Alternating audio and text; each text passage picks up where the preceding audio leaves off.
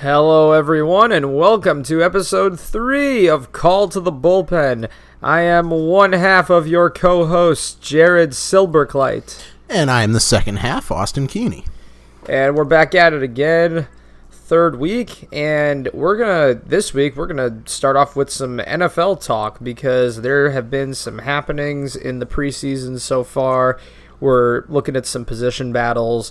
We're looking at rookies, high draft picks that are, we just had our first look at a lot of them during week 1, teams that are thinking that these newcomers are going to be major players in year 1. So, Austin, let's kick it off. So the first one that we wanted to touch base on was Sam Darnold. He looked pretty decent during that first Jets start, and hopefully that's a good outlook for the new Jets' future. Right. The Jets are obviously, once again, thinking that they might have their quarterback of the future. We talked a little bit They said that with Mark Sanchez, too. Exactly. We talked about last week how the Jets have been down this rabbit hole before, but Darnold was thought by many to be, if not the most talented, potentially the most adaptable quarterback in the draft as far as transitioning to the NFL. So far, so good. We'll see how it fares in the regular season. But, I mean, the Jets are a team that I think surprised some people last year. Not great by any means, but it's a team that it really seems the last few years people have been saying, oh, this is the year that the Jets are going to go 0-16, and they always seem to manage to win a couple games. And, they had some surprising performances where they're competitive at times.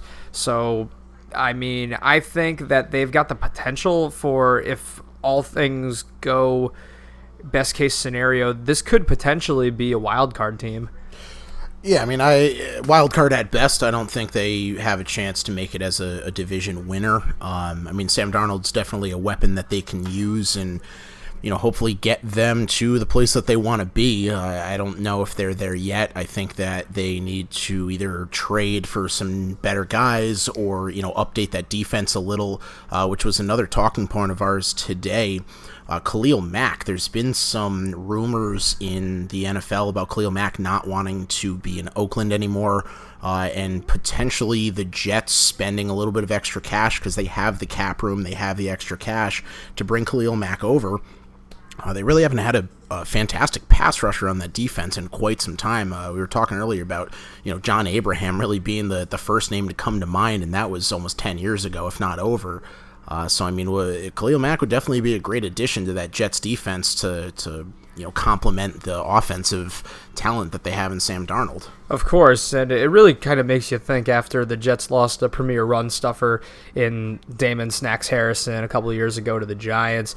You think about the possibility of Snacks and Khalil playing side by side up on that line. Could have been something, but I mean, there's no doubt that Mack would be a big upgrade for a defense that's lacking a real pass rushing threat. And you think about him wanting out of Oakland. I mean, this is a team that really surprised everyone a couple of years ago when they went 12-4, and then Derek Carr goes down and the whole season just collapses. But then last year, Carr's back, but they took a step backwards as a team, and now you're kind of going back to the drawing board. So, well, I mean, yeah, you have John Gruden over there now, so I mean that's a huge addition to that team, and it's surprising that he wants out of there. They overpaid big time. Well, I mean, he's one of the smartest coaches and analyzers in the NFL, in my personal opinion. I think he's going to do great things over there, honestly. But on that note, it's surprising that he wants out of there. But when you're not happy, you're not happy. Well, I think that to that point, is that a statement about the culture of the team? Is Gruden not, are his methods kind of rubbing some people the wrong way? It kind of makes you raise those questions. Is Mac the only one who's feeling that way? I guess we'll find out later in the future. See if Cooper and Carr and all those guys want to stay there. Right, and I guess moving on. Rookie watch on the Giants side with Saquon Barkley. He suffered a mild hamstring strain in practice. This is after a pretty encouraging performance in Week 1 against the Browns. He only had a few carries, but his very first carry, he broke one to the outside, and that's the type of power run that we haven't seen from a Giants running back really since the days of Ahmad Bradshaw. Definitely, and having him injured would be a huge step backwards for the Giants, obviously being how high he was picked in the draft and, his outlook on the future and his future with the Giants in general. Having him injured would not help in any way, shape, or form. So, let's hope that he doesn't stretch out for too many more catches like he did on this one and, stays healthy. Right. It sounds like it's a mild strain from the way Pat Shurmur described it. Said that they're taking it easy, and I mean, at least thankfully it occurred early enough in the preseason where he's going to have about a month to rest up if necessary. It sounds like he's probably only going to miss about a week or two of action. I mean, hamstring injuries, especially in the NFL, you really want to be careful with because those can keep you out for a month or so if you're not careful. And obviously everybody is fearing the worst when you look at the number 2 overall pick suffering an injury being reported of that nature. But I think that this is early enough. It sounds like it's not too severe. I think the level of concern is fairly low, and it doesn't seem like there's any doubt as far as his availability for week 1 of the regular season. A bigger injury on the injury report is the rookie running back out of the Redskins backfield, Darius Geis. Looks like he's torn his ACL and he is out for the rest of the season. That's a huge injury to a team that's already lacking some offensive pressure. And this would really be the first catastrophic injury of the NFL season. It's always unfortunate when something like this happens in the preseason. Or just in general. And, yeah, I mean in general, but especially preseason, which has just started. I mean, you're getting ready during the off season, and then something like this happens, and you miss the entire season before getting to play a single snap that matters. Especially a guy that was going to be leaned upon in a revamp to really spearhead a revamped rush attack, and now they're going to a back by committee approach. And with the Redskins, they're always a team that has suffered on the defensive side of the football. They've really had. It's always been a secondary with a lot of holes, and you almost have to count on them giving up 20-plus points a game. So that being said, they're always a team that's relied on offense, and especially when you think about the departure of Kirk Cousins, the fact that Alex Smith hasn't experienced a ton of success in his career when he wasn't under the supervision of Andy Reid, that just makes Darius Geis that much more important to, or would have been that much more important to the Redskins' offense this season. And on the note of Kirk Cousins, he looked pretty good in his first start in Minnesota. So, I mean, hopefully that's a great outlook for the Minnesota offense and, a season that had a lot of potential last year and the Minnesota Miracle, and they just didn't really finish it out.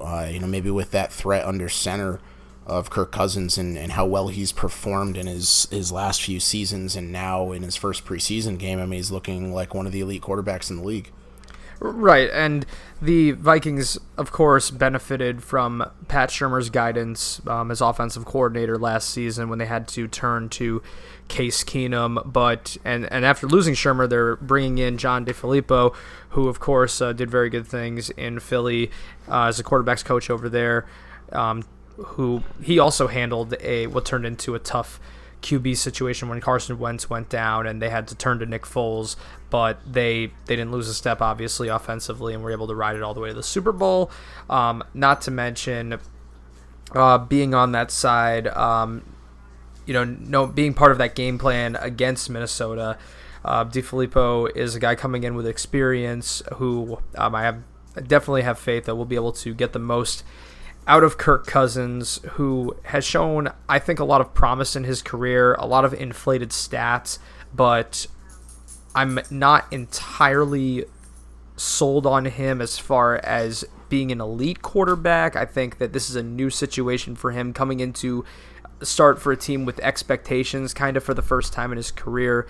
He also has some threats to go to for the first time in his career, especially with, Dalvin Cook being back and Stefan Diggs. I mean, he's got some weapons on that team that he can really utilize to his advantage when, granted he might have had one or two in the last few years. He really never had a great team to go to. And Stefan Diggs is making himself look like one of the better wide receivers in the league. And Dalvin Cook, if he didn't go down last year, I mean, you saw what he did in his first couple games. It was astronomical what he did. It's a good environment for him to come into, no doubt. I'm just kind of I'm a little suspect of Cousins. He's definitely got all the tools to succeed. We'll see just how far they make it. I'm hesitate to say that this is going to be a Super Bowl team just because I think we haven't seen enough of Cousins when it really matters. I think a lot of his stats have been inflated from throwing the ball in garbage time when games have gotten away. He's played for a lot of losing Redskins teams. He has minimal playoff experience, really just that one game against the Packers. Again, another game that got away, racking up those yards in the fourth quarter when you're just facing prevent defenses. So I think that his 4,000-plus yard seasons are a little overblown, but I mean, it's a guy who can definitely throw the ball downfield, which is more than you could say for probably up to half of the league's quarterbacks. So we'll see how he does. I have my doubts, but this should be a good Minnesota offense. There's too many. Not only do you have weapons, but you just have a good system with intelligent coaches. Yeah, and big things to come out of Minnesota this year, in my personal opinion. So let's keep an eye out for that. On that note, we'll go over to Kansas City and Patrick Mahomes. Give a little shout out to our producer. She's a Chiefs fan, so she's really looking forward to that Patrick Mahomes rookie start this year. Alex Smith is gone. Tyreek Hill. A lot of these guys are looking real good on that Kansas City team. So I'm excited to see Patrick Mahomes start in the regular season. In his first preseason game, he looked pretty good in the first couple drives that he had. He got hit pretty hard, and there's been some interviews with Andy Reid saying that they're really not going to change up that offensive line. They're going to keep it exactly how it is, even though that he got hammered pretty hard in his first couple drives in that preseason start. So I got to protect that quarterback. This is a very dangerous way of thinking. The idea that this was our game plan. We need to keep the offensive line together.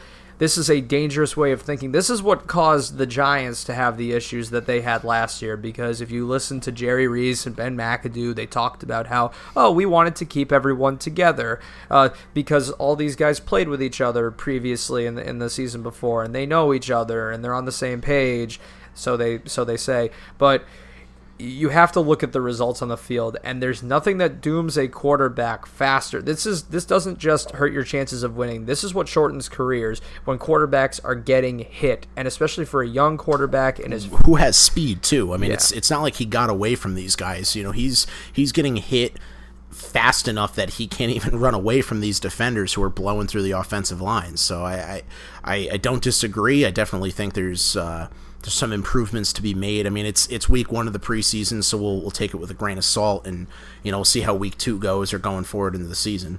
Absolutely, and Mahomes obviously provides the Chiefs with a lot of upside. I think that while Alex Smith performed very well, you can't deny that Mahomes has a more unique, more complex skill set, especially with the mobility and the fact that he's so young. This is going to be his first full season. I think that last year you saw with the Chiefs that this was kind of an aging team that had a ceiling, and I think this represents a bit of a restart, a bit of it's a youth movement, but they can still be competitive this season. I think that they're in a very contentious division with really 4 teams that all should figure into. They've got to all figure they have somewhat of a chance. Running back to the injury side of things, it looks like Eric Berry was out of training camp on Sunday with a sore heel. The Chiefs didn't specify which heel was sore, but he did miss all of last season other than half of week 1 with that torn or ruptured Achilles. I apologize. So we got to keep an eye on that. If it's that same ruptured Achilles that he blew out last year, it definitely is a major concern to keep an eye on. If it's the opposite one, hopefully he heals up and gets back to that secondary. With Daniel Sorensen out, it's also another defensive body, and especially in Eric Berry being an elite secondary player, Chiefs don't want to miss any of those kind of guys. Of course, and the Chiefs obviously very big spenders at the safety position this offseason, so to lose Eric Berry, who's been a hallmark of that Chiefs defense for years, would undoubtedly create a huge hole in that secondary. And in our last bit of NFL Rookie Watch news, Baker Mayfield had a very impressive debut for the Browns. He pretty much shredded the Giants' defense, and much like we talked about with the Jets at the start of the program, the Browns are a team that for so many years, it seemed, they've tried and tried to find that next franchise quarterback, and it seems to me now with John Dorsey at the helm as general manager that the Browns finally they're making somewhat of an effort to establish, for the first time in a while, a winning culture in the organization.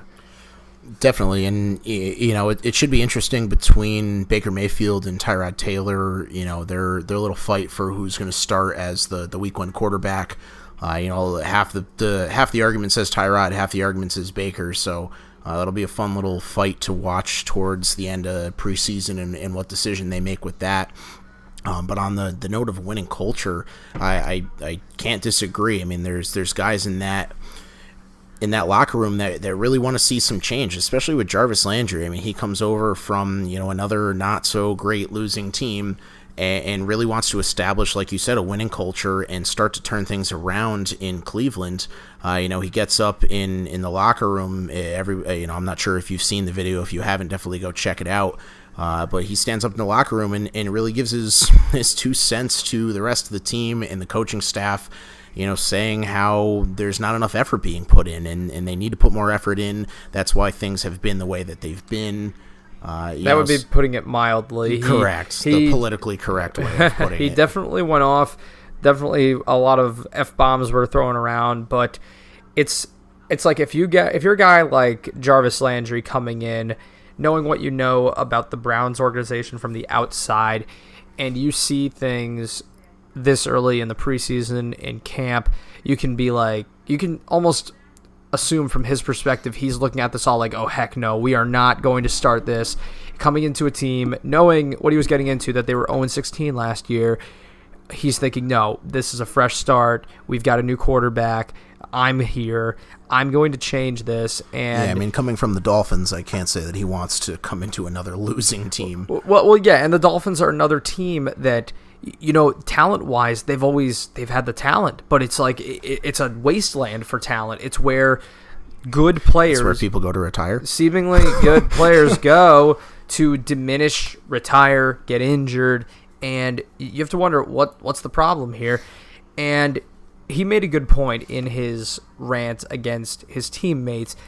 Everyone in the NFL plays hurt. Everyone deals with the injuries, the minor injuries. Obviously, there are serious injuries that really put you on the shelf, but I think what he's talking about here are kind of those little nicks and knacks that the good players fight through, the good teams fight through, the ones that want to win. Like, yeah, he said himself, yeah, I'm hurting.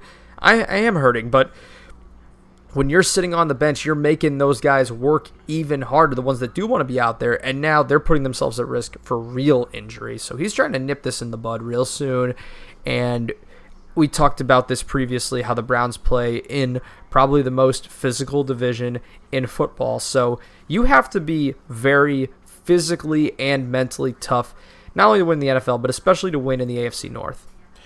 Yeah, and for the Browns just to win in general, I mean, they brought in a lot of talent this year, and I would like to see them do something with it. I mean, even if they only win a couple games, it'd be a step in the right direction. But with the amount of talent they brought in, there's no reason why they shouldn't be. I'm going to risk my integrity and say somewhere close to 500 this year. I would be completely surprised if they are, but I would really like to see them, at least put a couple wins up, if not half the season. We're going to get more on this when we do our big season preview in a couple weeks, but I think that it's within reach for Cleveland. I think that might be their ceiling, but I will say this, with the regression of Cincinnati last year, the fact that they ended up losing some more games than you'd expect, and that's kind of an aging team, I think that they could definitely crawl out of that cellar. They could definitely wind up third place or potentially even second place in that division. So the future looks somewhat bright for the first. There's somewhat of a reason for optimism, especially with there were rumors swirling around that Landry wanted his buddy Odell Beckham to come over to Cleveland. That would be something. I guess I'll leave it at something because that would be scary for us Giants fans, but I mean, it would be interesting for them to really bring over some high-powered weapons into Cleveland. I don't think that would ever happen if the Giants front office ever let Beckham leave to something like that without at least getting a lot in return. If it was a trade kind of situation, they would be, ran out of town with pitchforks and stakes and torches. I mean, yeah, the only way I could have seen something like this happening would have been if it happened before the draft and the Giants were going to get a ridiculously high, because Cleveland, another draft pick, and they would get Saquon Barkley and somebody else. Because Cleveland had 1-4 last year. If they were giving up one of those picks, then I could have maybe seen it work. Yeah, especially somebody for their secondary, like a Denzel Ward or something like that. I mean, that would have been crazy for that kind of trade. But even then, you're giving up one of the top tier elite wide receivers. The guy's minimum top 5. Oh yeah, I mean potentially top 3. Correct. So I mean, it would be really tough to give somebody like that up unless you were going to get an astronomical amount in return, which you could have gotten from the Browns, seeing as their last 10 seasons they've gotten their first round draft picks. Right. So it would have been interesting, but I definitely don't want to see Odell go. I think they really need to nail him down. And even you've mentioned the couple interviews with the front office. They've stated that they really want to narrow down a contract in the near future. Right. So. Mara has said on multiple occasions that getting Odell locked up is a top priority, and he's at this point, he's their guy. He is the guy who's made the offense go the last couple of years. Now, I think that that's actually been part of the problem for the Giants, but there's no doubt that he's an essential part of that offense. I think that when you have Barkley now, when you have a revamped offensive line, you're going to be able to take not just the weight off of his shoulder, but I think make the offense less predictable overall. But there's no doubt that having him as your number one is just going to make the team that much better, because if the other receiving options emerge, like Sterling Shepard and Evan Engram, the way they've shown. Or even throwing the ball to Barkley out of the backfield. Exactly. Little check downs or, wheel routes and really getting him in the open field and making people miss, especially if it's not on a run. You really open up that Odell option. There's no more double-teaming Odell. It makes it that much harder to double-team. Exactly. There's no more double-teaming Odell. There's no locking him down on one side of the field. And that was the only weapon that the Giants had, really, so it should be interesting with the Saquon Barkley complement to Odell on the offense. We'll see what happens, but I definitely don't want to see him leave the Giants to go anywhere, especially the Browns. No. It's just far too early in his career, especially now that the first time again that he's playing on an offense that has pieces around him for the first time in a couple of years. So he's had his character issues. He's had his incidents for sure. The penalties have to stop, but I think that you had an inexperienced staff. You had an inexperienced head coach in Ben McAdoo that wasn't really going to clamp down on his players. He really kind of let the inmates run the asylum. And now you have just veteran, intelligent adults running the team. Guys like Mike Shula and James Betcher and Pat Shurmur and a guy like David Gettleman, who is known for his no-nonsense approach with his players. So yeah, and I mean, you can't fault Odell 100%. I mean, it's a frustrating situation to be in. Obviously, you have to keep your cool and not lose it and try to beat up the kicker's net, the whole 9 yards. I mean, it's not a professional thing or an adult-like thing to freak out like that. But when you're in the situation you're in with a team that really doesn't have any success and you can't have any success because the rest of the team is doing nothing to help, I'll give him a little bit of benefit of the doubt that he's frustrated. So, well, we'll see if they can turn things around this year, because it should be a new culture, new team, new attitude. But we're going to get into what we decided was going to be our lead NFL topic of the week right here, the one we really want to break down, which is this new targeting rule. And essentially what this rule stipulates is that you are not allowed to hit an opposing player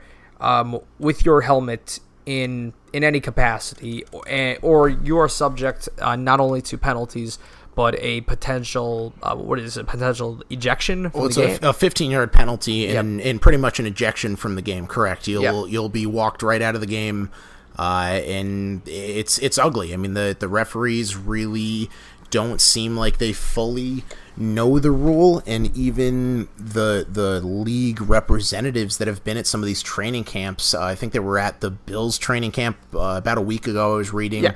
They were at the Bills training camp, and they were trying to explain this rule and this stipulation and the outcome of this rule to the players, and the players had questions that they couldn't even get answers for. I mean, they had no answer for, all right, well, what if the running back drops his helmet and we hit helmet to helmet? Well, it's still on the defense. It doesn't seem like it's put together well enough and organized well enough for it to be implemented. I mean, you had a situation in the Chargers-Cardinals preseason game where it did not look like the helmet was used for the lead of the hit.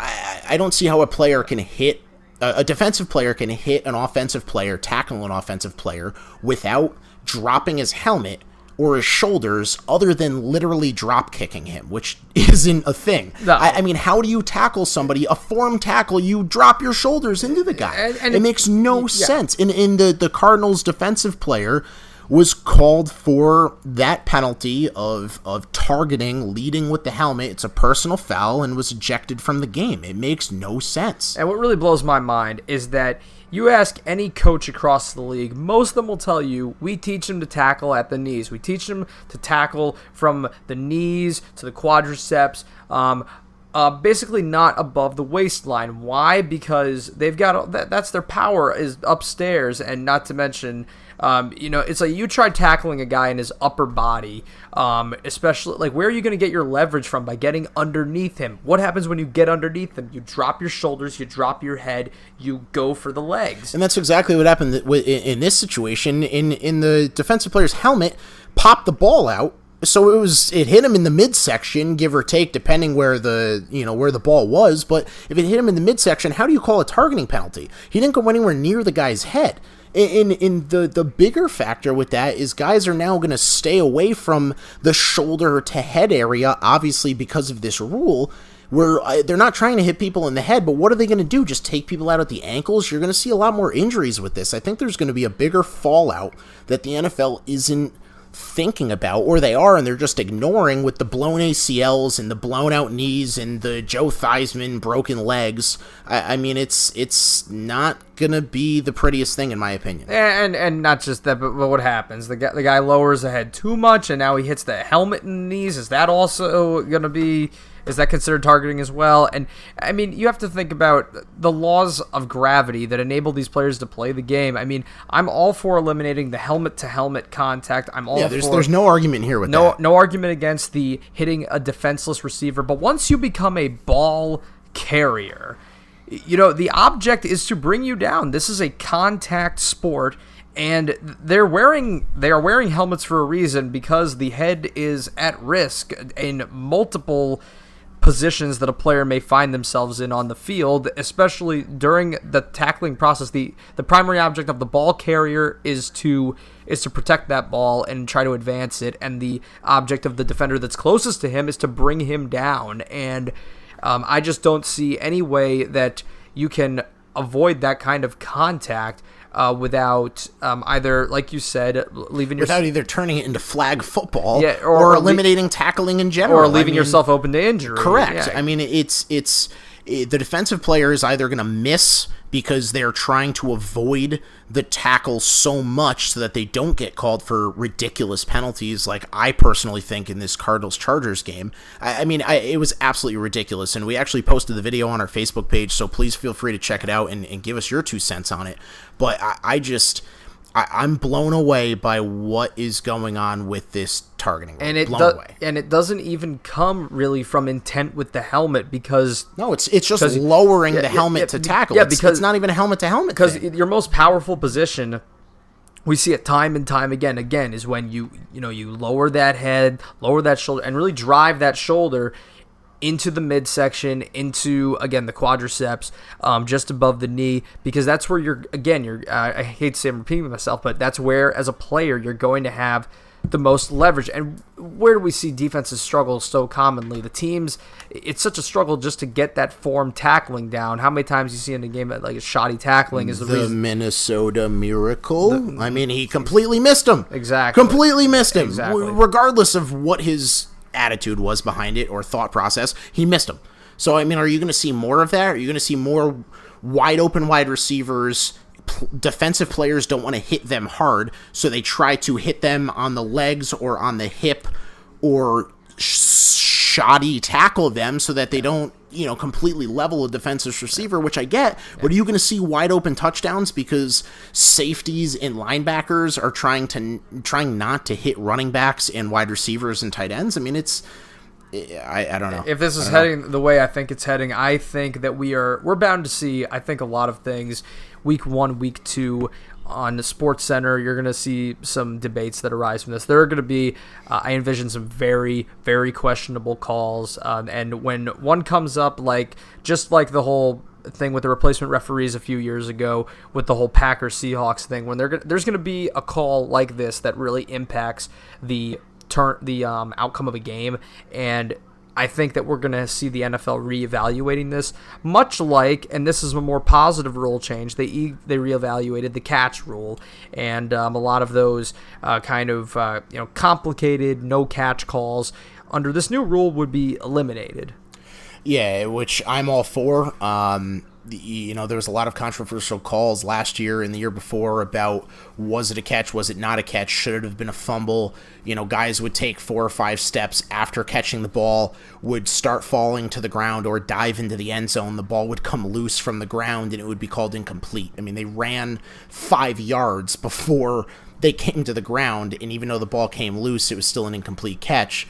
So they really simplified that with, I believe you need to catch the ball, come down with 2 feet on the ground, and it's either 2 feet or another body part. Okay, so a forearm will do forearm, a back, a leg, and make a football or an athletic move. Make a football move, or this is a key: be in a position to make that move to advance the ball, or be in a position to advance the ball. And this is key. This again, like you said, eliminates those complications because so often we've seen, again, the maintain control all the way to the ground thing has killed teams in instances like this. It should not take several seconds for somebody to establish possession of the ball. No, you either caught it or you didn't, and you turned around to make a juke move or a spin or run up towards the rest of the field that you're running towards. You should be able to tell within roughly 1 second if the guy has secured the ball on a catch. There's a little bobble, but there should be, if you can see a motion where that ball is planted against his body, or even in between his hands, or an extremity, and he's going upfield. I mean, there's no Exactly. reason that it should be the way it has been over the last few years. So I think that's going to tighten up a lot of things, because there have really been a lot of games, like we just talked about, that were unfairly decided because of calls like that. I mean, even as a Giants fan, I can admit that there have been instances like that Packers-Cowboys game with the Des Bryant catch, which were just kind of ridiculous. And I think all Dallas fans would argue that Des caught it. Of course. That's going to be a meme until the end of time. But I mean, this is a positive rule change, and I think again, this targeting thing, I think once it's going to take it blowing up in the league's face, unfortunately, because they're at a crossroads here the last few years with. They've really been ramping up the rules to protect player safety, but I think this is an example of it going too far. I think that you're taking away the essence of what football is and how you execute defensive plays. Yeah, and again, like I said, players are going to get thrown out of games for form tackles, heads to the midsection. The running back dropped his helmet and the defensive player hit them in the helmet, even though they weren't trying to. I don't think there's going to be a good outcome from this, and I'm worried that it's going to, like you said before, impact a lot of big games or even just games in general where the NFL is really going to have to look back into this. Agreed. But I think that's going to conclude our NFL portion of the show this week. We're now going to transition into baseball headlines as the pennant race is chugging along. We're we're pretty much right at the 3/4 mark in the season. We're getting to the final 40 to 50 games that are really going to impact which teams advance to October. And we've seen the AL West race really tighten up. We thought that the Mariners were dead to rights with the way that they've been slumping post-All-Star break, but they just turned a lot of heads this weekend by sweeping the Astros 4 games in Houston. And while they are still out of the playoffs as we speak, they managed to shrink the Astros division lead. Now they're about 6 games back, or I take that back, 4 games back out of first place, and the Oakland Athletics are only 2.5 games back of the Astros. They were at one point this season 11.5 back. Yeah, I mean, it's a huge step in the right direction from the Athletics. Being only 4.5 games out from the Yankees, even in the wild card, and even Seattle, like we said, that 4-game sweep. Well, they're in right now. They got the second spot. Oh, that's true. That's true. Yeah, and got 2 teams now. That 4-game sweep by Seattle put them within a game and a half of the wild card. So I mean, that was a huge series by Seattle. And we mentioned last week Robinson Cano coming back, I think tomorrow, give or take. I didn't look at the exact date, but within the next few days, Robinson Cano is back with the Mariners after serving that suspension. And that's a massive addition to that offense. I mean, we all know what Robinson Cano can do offensively and defensively, with only being a game and a half back in the wild card and a couple games back in the division. You can't really say much more. You have got a huge 1-2 punch power threat in that lineup with Nelson Cruz and Cano, with him being back healthy. Plus, you have the breakout of Mitch Haniger this season. So this is a team that can definitely score runs. I think that they're lacking a bona fide ace, which is a big issue when you're heading into a potential 1-game situation. But like we just said, all of a sudden this divisional race got a bit more interesting. I think the Astros, what you saw happen was a result of all those injuries piling up that we discussed. I mean, losing Altuve, Correa, Springer, one after the other. Speaking of Correa, to put a lighter note here, what are the odds you can hit a foul ball and your fiance catches it in the stands? Carlos Correa hit a pop fly foul ball into the stands and it landed in his fiance's lap. Huh. I mean, you could do the math. One in 50,000. He proposed on field to her. He did after the World Series. Yeah, he sure did. And then he hit a foul ball to her the next season. Wow. I mean, 1 in 50,000 at a sold out game. I mean, that's unreal. Yeah. Continue. No, you should check. I think you should need to check that glove and the ball for magnets or something. Yeah, seriously. Like that. Or she just planted it there and they told the media that she caught it. Fake news. But but yeah, with the Astros, so you see, we've seen that tighten up with those injuries. But with those players coming back, I fully expect the Astros. I mean, they haven't lost the division lead, and I don't think they're going to lose it. I think that this team is just too deep, too talented. They've got a great manager, AJ Hinch, and I think that while they might not crack 100 wins, I think that they're definitely going to secure the division title for the second year in a row. And also on the AL side, we've got the Yankees and Red Sox. Pretty much nothing has changed position-wise because both teams really took care of their business this week. This is what the Yankees need to do more of course, which is beat up on the bad teams. And unfortunately, Red Sox keep winning 10 out of their last 12. So, I mean, it's kind of hard to catch up ground when you are winning 70% of the games. And that's what we've really seen all season. I think at this point, the division is looking more and more like it's out of reach. But I think what the Yankees need to focus on more than anything is just making sure that they're playing well.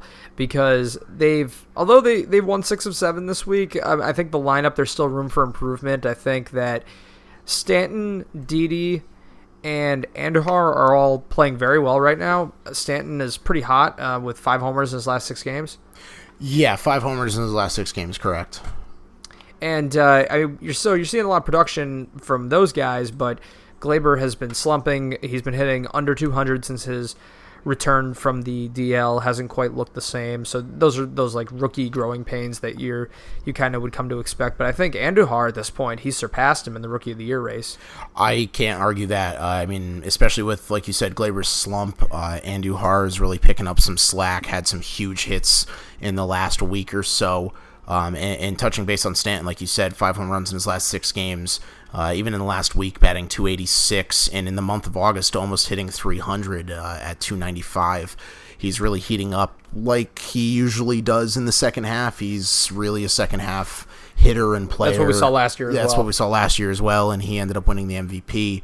So, I mean, it's a big step for that Yankees offense, and unfortunately, Judge looks like he's going to be out a little longer than expected. I don't think there's an ETA on his return, but, a little bit longer than his initial outcome. Yeah, the Yankees, I think they're hoping he's going to start swinging a bat this week. They were hoping that in Chicago last week, that was going to be the time he was going to start swinging the bat, but he hasn't gotten the clearance from the doctors yet. So he might be a week or two behind schedule, which is not good. Although this offense, for the time being, they've certainly got the capacity to score enough runs to win games. This is still a team with the lineup that they have. They could easily be putting up 7-8 runs a game. Without Judge, obviously Judge makes them that much better. The important thing is just that he's healthy in time for September so that he can work off some rust and start getting into a bit of a groove before the postseason.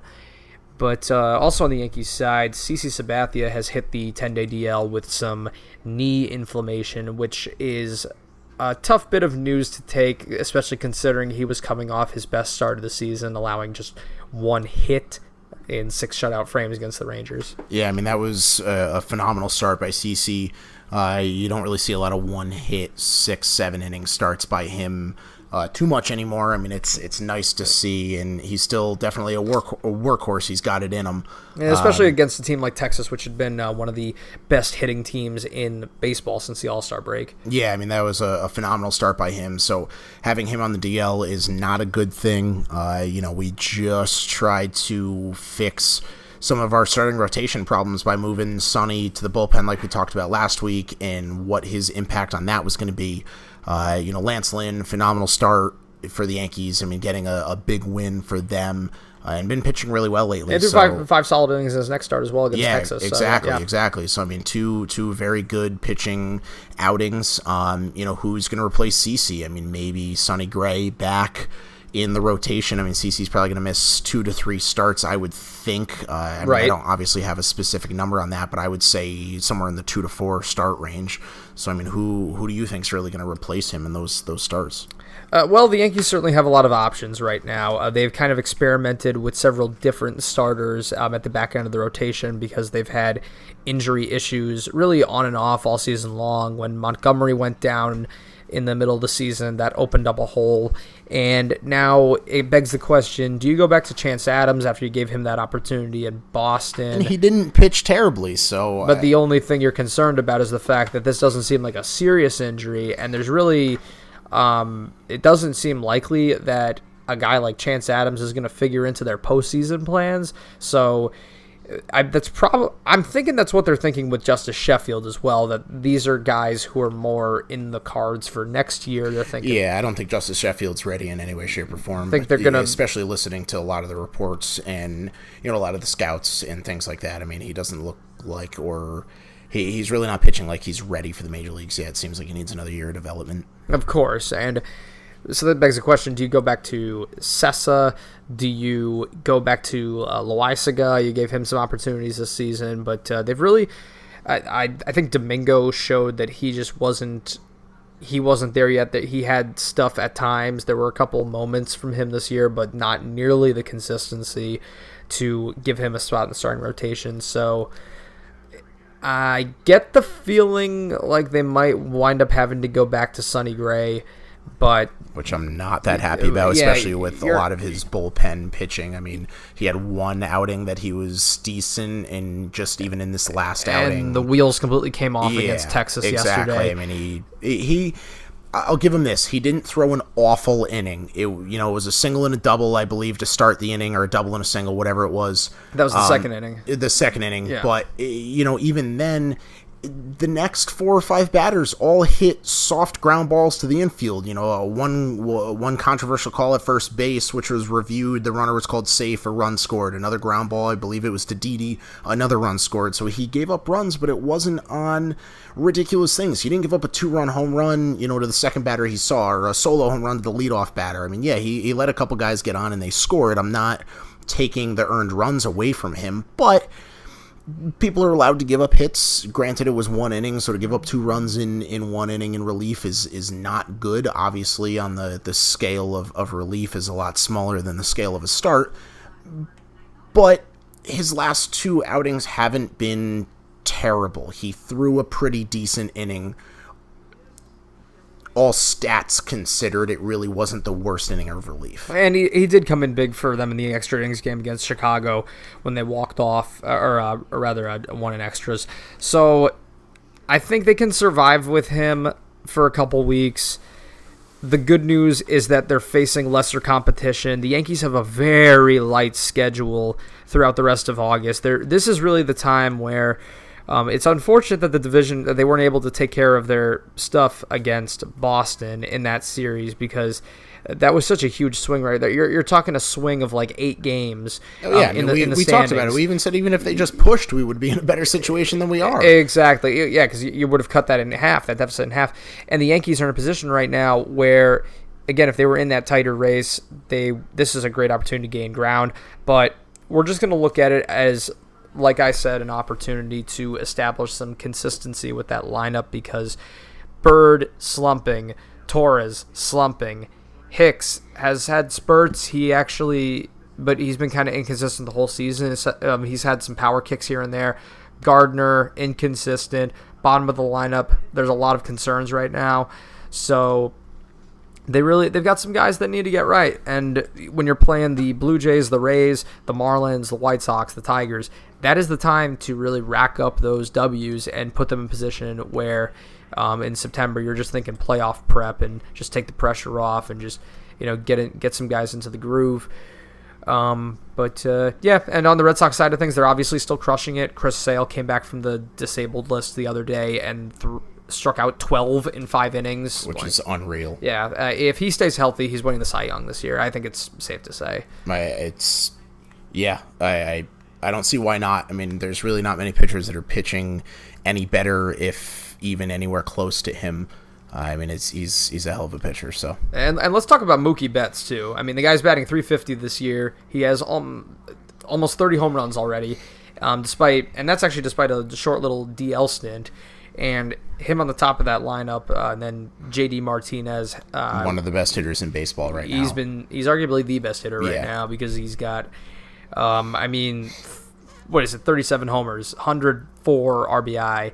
He's been ridiculous. He's been an absolute monster for Boston all season long. So between the two of those guys, I think you have your top 2 MVP candidates. Yeah, I mean, especially off of one team, and then the Cy Young Award potential winning pitcher also on that same team. I mean, it's kind of hard to beat them no matter what your record is when you have, like we said, 2 MVP candidates and a Cy Young candidate on one team. That doesn't happen too often. If the Red Sox obviously make the playoffs and continue on, I wouldn't be surprised that if they don't end up winning at all, unfortunately. But you can't really knock it from them. They're a phenomenal baseball team right now.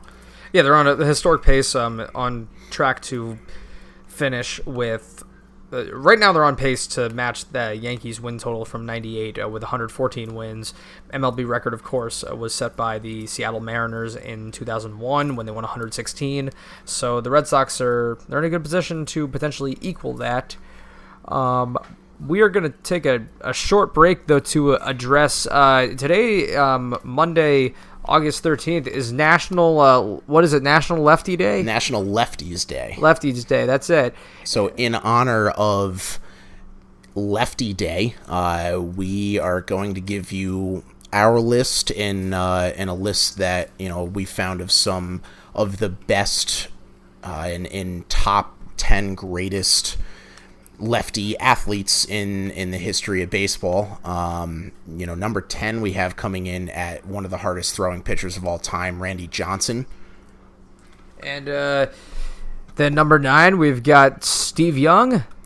Number 8, lefty himself, Phil Mickelson. Number 7, Lionel the lefty Messi. Number 6, one of the best pitchers of all time and a personal favorite of mine, Sandy Koufax. Then we have the number 5, straight out of the French Open, Rafael Lefty Nadal. Barry, don't stick the needle in my left leg Bonds. Martina, never a right-hander, Navratilova. Bill, I shot the ball with my left hook, Russell. And, of course, number 1, Babe, I called the shot with my left hand, Ruth. And an honorable mention goes to one of my favorite players of all time, Paul. I beat up the water cooler with my left hand, That's O'Neal. right. He sure did.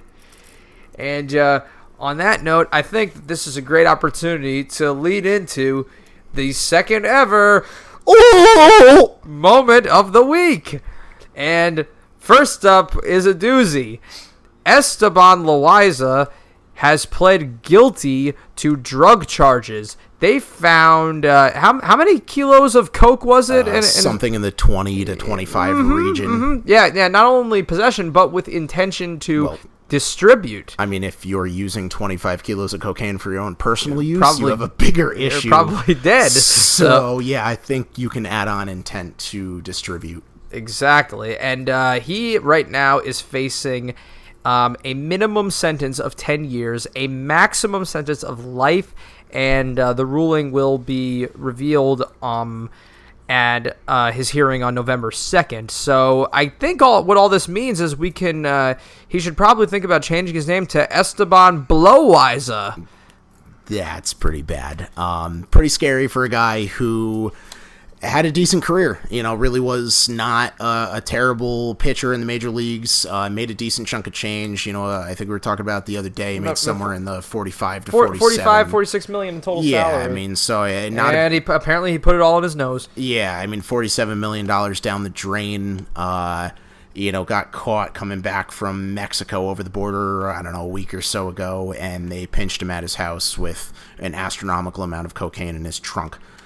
So yeah, we'll touch base on that in November when that happens. We'll give you an update on what happens there. Loaiza obviously was a journeyman pitcher throughout his career, most notable for his 2003 campaign when he was part of the White Sox, which he went 21-9, 2.90 ERA, threatened for the Cy Young. He certainly a fall from grace for Esteban. And this leads in, but we also have a number 2 moment, if you want to take care of that one. Yeah, my number 2 moment for the week is going to be Jalen Ramsey and his 1-game suspension for violating team policy. It's a preseason suspension, so really it means nothing, but he's had some run-ins with his attitude and his professionalism in the recent past. 2 of his teammates were getting into an altercation at practice, and the media was recording it, and he started yelling profanities at the media, telling them not to record it, and that it's not fair treatment of players to record those kind of things. He then proceeded to use his Twitter account to tweet that the media shouldn't be recording these things, and he swore at them, and the team didn't really take that lightly. I mean, you can have your opinion on the media, but practice is a public place, and even if it's not, there's a lot of media that have, the rights and the passes to be at those practice facilities recording, and especially an altercation like that. I mean, do you want it out in the public? No, it looks bad for your team, looks bad for your coaches, but you're a professional athlete. I personally think you're held to a higher standard. You shouldn't be going to the internet to profess your unfound hatred towards the media for recording an incident like that, or really anything. You look at some of the greatest, athletes of all time, and a lot of them really didn't use social media to portray their feelings. I mean, granted, social media has only been around for the last 10 or so years, 15 years, in a profound setting, so you take it with a grain of salt, but I don't know. I think you need to be held to a higher standard. I think you need to be held to a higher level of professionalism, to swear at the media and call them expletive names. You deserve what you got. Should it be a 1-game suspension? Again, it doesn't really matter. It's a preseason game. Probably doesn't really want to play anyways. He's not going to miss any regular season time, but it's kind of a bonehead move by one of the better young players in the league, and hopefully he learns from his mistakes and doesn't continue to do that, because that Jaguars defense is looking pretty good again. Well, this is another player apparently with an attitude problem that, he had an altercation with AJ Green last season where he was on the receiving end, but he was also punished for the incident because he instigated it. He called him soft, picked a fight with him for no reason, and at least so it seems. And really, he's so out of line on this one. I mean, this was not a paparazzi situation with the media. They have every right to be there. If Jalen Ramsey has an issue with this, he needs to take it up with the NFL and not with members of the media who are just doing their jobs, which is covering an NFL practice session, which is being held at the stadium. He's not out with his family being bothered by journalists and photographers or anything like that. Yeah, I mean, it's a public setting. They're literally there to report on what happens at training camp. And they're looking for newsworthy topics like this, especially in preseason. It's not the easiest thing to find phenomenal topics. I could just tell you from my journalistic experience, if I was assigned to cover a football practice session and all I came back in my notes were, the team ran some plays and worked on this and worked on that, that's and something like this had happened, my boss would be on me saying, why didn't you touch on this clearly newsworthy topic, especially if the teammates got into an altercation. That's their fault. To avoid this whole thing in the first place, settle things like adults. You're on the same team. Stop fighting. Exactly. If you have an argument, go into the locker room, talk it out, figure it out. If you want to yell and scream, you want to push and shove, fire away. If you don't want it in the eyes of the media, don't do it in the middle of a football field. Exactly. So Jalen Ramsey, you're on 100-yard square rectangle in the middle of the grass. I mean, don't do it in the middle of a football field. Of course. So Jalen Ramsey, take your issue up with your teammates, tell them to behave themselves, and then guess what? There's no negative publicity because your teammates haven't created any controversial incident to report on in the first place. Don't literally shoot the messenger here. It's completely out of line, and he deserves whatever punishment's coming his way for his sake, for his team's sake. I hope he's learned his lesson because this was completely inappropriate. And with that will conclude this week's episode of Call to the Bullpen. And we want to thank everyone who is currently listening to this on Spotify. And if you're not, be sure to check us out because we're now on Spotify, of course. If you have an account, just search Call to the Bullpen and we'll pop right up. Is that correct, Austin? Yeah, we've been on Spotify for the last just under a week or so, which is a really big step for us. We're really excited about it. So please check us out on Spotify, Call to the Bullpen Podcast. Hit the follow button. Give our Facebook page a share also. It's facebook.com/Call to the Bullpen Podcast. We put up a video of the Cardinals-Chargers game that we were talking about earlier with the targeting situation. So check that out. Give us your thoughts, your 2 cents, maybe some input on what you think is going to be the outcome of that whole targeting situation. Absolutely, and we want to make this kind of a habit. We want to get the plans to get more interactive on Facebook with these discussion topics and try to address the feedback on air. So yeah, definitely be sure to give that play a look, and that's a little sample of what's to come in the future, because especially with a situation like that, we anticipate that there are going to be a lot of controversial, divisive plays where they could have gone one way or the other. So we're really excited about being able to pick those sort of things apart, especially as we get started with the NFL season. But be sure to follow us on Spotify, follow us on Facebook. We're still available on Libsyn, Call to the Bullpen, podcast.libsyn.com. And, Austin, this has been Call to the Bullpen. And we're hanging up.